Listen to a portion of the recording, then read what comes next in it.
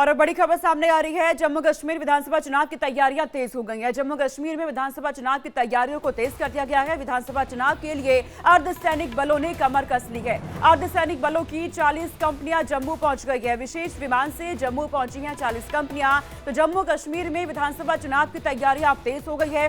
सुरक्षा के लिहाज से भी पुख्ता इंतजाम लगातार हो रहे हैं और जम्मू कश्मीर में विधानसभा चुनाव के दौरान पूरी जिम्मेदारी सुरक्षा की अर्धसैनिक बलों के हाथों में है। अब वहां पे 40 कंपनियां पहुंची हुई हैं। और खबर अब दिल्ली से है। बीजेपी केंद्रीय चुनाव समिति की बैठक हुई है। जम्मू कश्मीर में उम्मीदवारों को लेकर यहां मंथन हुआ है। आज उम्मीदवारों की लिस्ट भी जारी करेगी बीजेपी, ये भी जानकारी सामने आ रही है। 40 से ज्यादा सीटों के उम्मीदवारों पर मुहर लगी है। सूत्रों के हवाले से ये जानकारी है। उम्मीदवारों की लिस्ट आज बीजेपी जारी कर सकती है। जम्मू कश्मीर में उम्मीदवारों को लेकर मंथन हुआ है। बीजेपी की बैठक में बीजेपी केंद्रीय चुनाव समिति की बैठक हुई है और इसमें जम्मू कश्मीर में उम्मीदवारों के नामों को लेकर मंथन किया गया है। ऐसे में संभावनाएं है कि आज कुछ नामों का ऐलान हो सकता है। उम्मीदवारों की लिस्ट सामने आ सकती है। बीजेपी की 90 सीटों पर जम्मू कश्मीर में विधानसभा चुनाव और यहां पर अब जानकारी मिल रही है, जो सूत्र बता रहे हैं 40 से ज्यादा सीटों के उम्मीदवारों पर मुहर लगी है, जो आज सामने आ सकती है।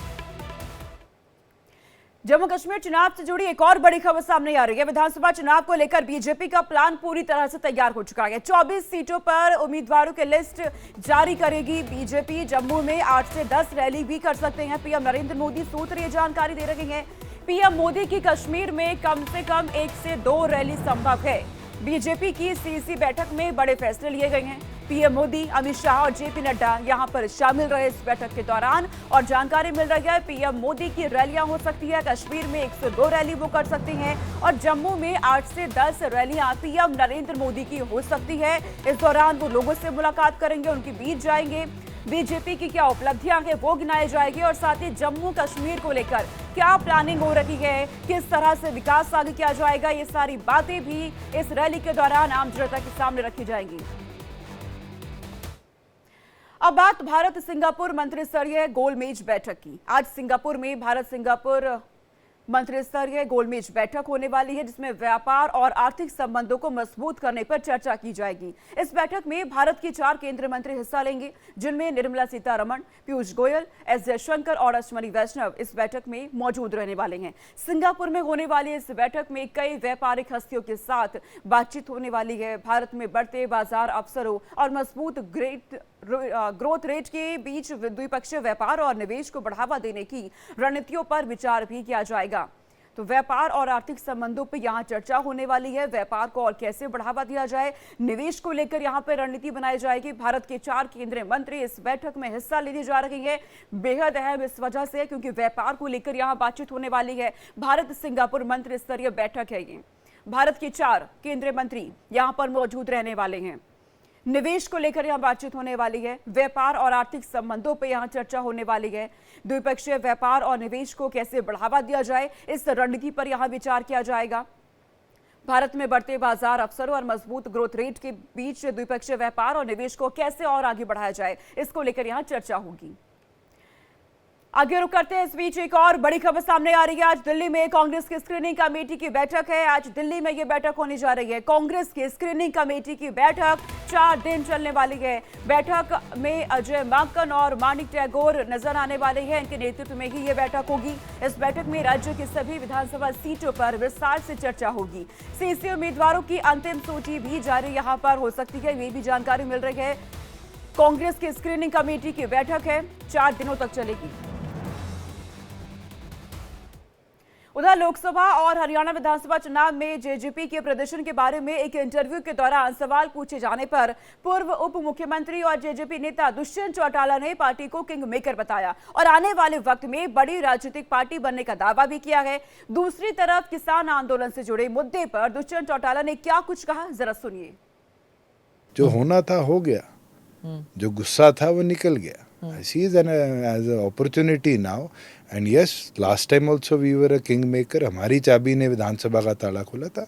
आगामी दिनों में भी आप देखिएगा कि JJP will be the most important political party of the state for the next 5 years of the. हमारे 10 विधायक आए, उसमें से भी कई हमारी सोच विचारधारा के नहीं थे और एक गुस्सा जो मैं तो पब्लिकली मानता हूँ मेरी कमी रही, मैं समझ नहीं पाया, फार्मर एजिटेशन का था। हमारा मेजर वोट शेयर फार्मर था और उस मेजर वोट शेयर की एक डिमांड थी फार्मर एजिटेशन के दौरान कि I should step down. I thought and the party thought कि we should stand with the government and make amendments, क्योंकि बिल्स जो थे वो केंद्र सरकार के थे, मगर उस सेंटिमेंट्स को हम शायद नहीं समझ पाए और उसका भुगतान हमें लोकसभा में करना। उत्तर प्रदेश के शाहजहांपुर में बीजेपी से कटरा के विधायक वीर विक्रम सिंह प्रिंस को जान से मारने की धमकी मिली है। विधायक को यह धमकी व्हाट्सएप कॉल के जरिए दी गई है। विधायक को धमकी मिलने के बाद से पुलिस महकमे में हड़कंप है। फिलहाल पुलिस ने सर्विलांस के जरिए धमकी देने वाले आरोपी को गिरफ्तार कर लिया है। पुलिस ने मुकदमा दर्ज करके आगे की कार्रवाई की शुरुआत भी कर दी है।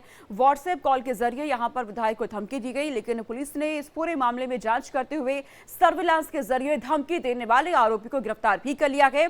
आगे की जांच अब हो रही है, आरोपी से पूछताछ हो रही है, किसके कहने पे ये धमकी दी गई है, किस तरह की धमकी ये थी, ये तमाम सवाल जानने की कोशिश अब यहां की जा रही है पुलिस की तरफ से कि विधायक को डराया क्यों गया, किसने डराने की कोशिश यहां पे की है। इन तमाम सवालों के जवाब अब पुलिस तलाश रही है आरोपी से।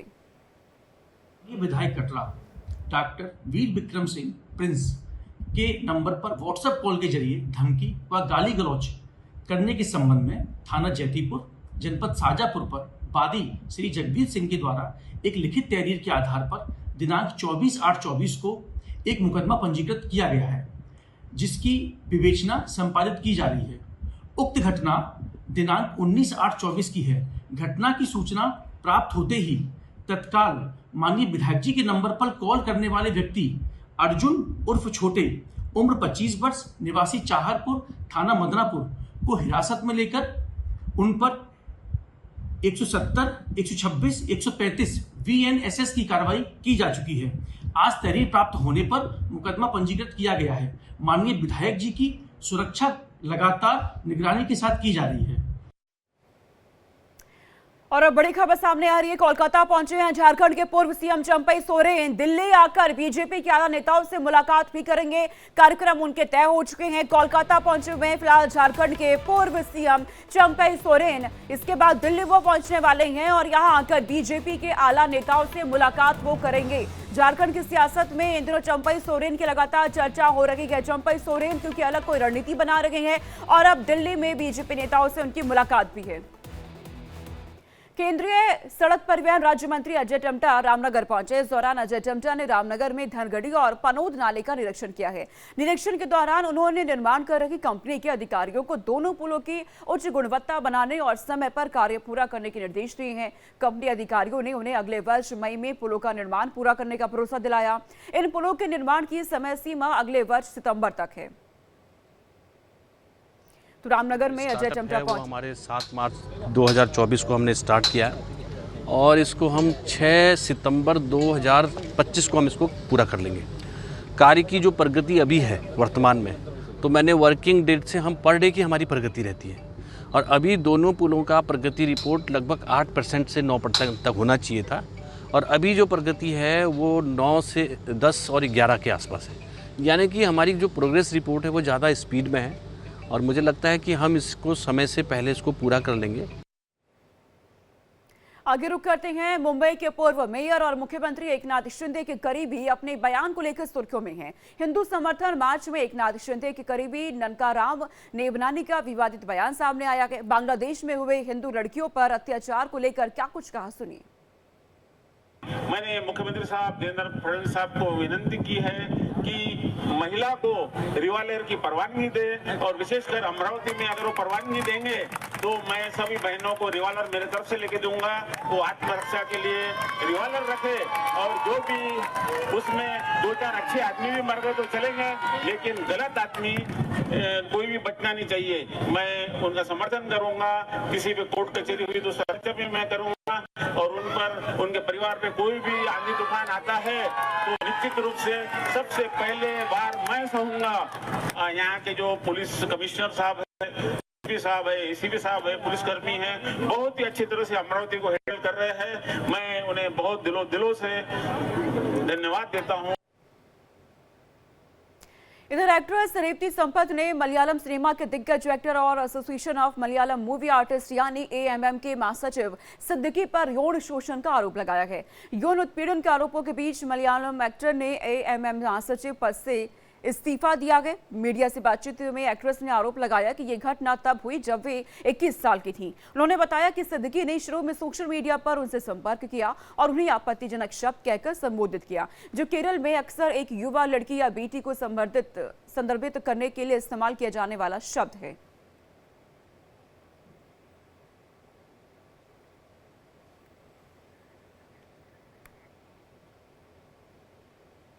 और अब खबर यूपी से है। उत्तर प्रदेश के बिजनौर के सरकारी स्कूल में एक अजीबोगरीब फरमान सामने आया है। यहां पर मुस्लिम अध्यापक ने मुस्लिम बच्चों को टोपी पहनकर स्कूल आने को कहा। मामला बिजनौर के बनीडा के उच्च माध्यमिक विद्यालय का है, जहां धर्म के नाम पर बच्चों से भेदभाव करने का आरोप भी लगा है। यहां हिंदू छात्रों ने आरोप लगाया कि उनको तिलक लगाकर स्कूल आने की अनुमति नहीं है। वहीं कोई हिंदू छात्र तिलक लगाकर स्कूल आता है तो उस छात्र का तिलक मिटा दिया जाता है, जबकि मुस्लिम छात्रों को टोपी पहनकर आने के लिए कहा गया है। छात्रों और परिजनों ने इस फरमान का विरोध किया है। शिक्षा के मंदिर में धर्म के नाम पर राजनीति कर बच्चों के भविष्य के साथ खिलवाड़ किया जा रहा है। फिलहाल शिकायत पर बेसिक शिक्षा अधिकारी ने स्कूल शिक्षकों के खिलाफ जांच बिठा दी है। स्कूल टीचर का जो फरमान जारी हुआ है, इस पर अब सियासी घमासान मचा हुआ है। परिजनों की तरफ से भी इसका विरोध हो रहा है। छात्रों ने भी इस पर अपनी आवाज उठाई है। शिकायत पर बेसिक शिक्षा अधिकारी ने स्कूल शिक्षकों के खिलाफ जांच में बिठा दी और अब आगे जांच हो रही है।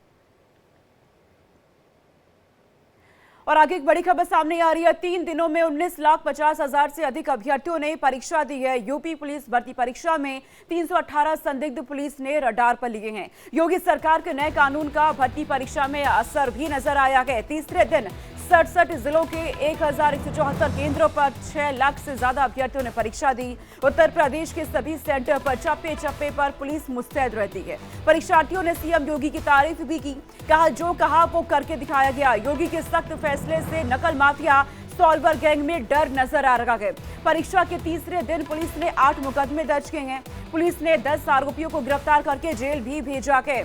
तो इस बार प्रशासन की जो कोशिश रही परीक्षा को अच्छी तरह से करवाने की, उसमें कामयाबी मिलती अब नजर भी आ रही है।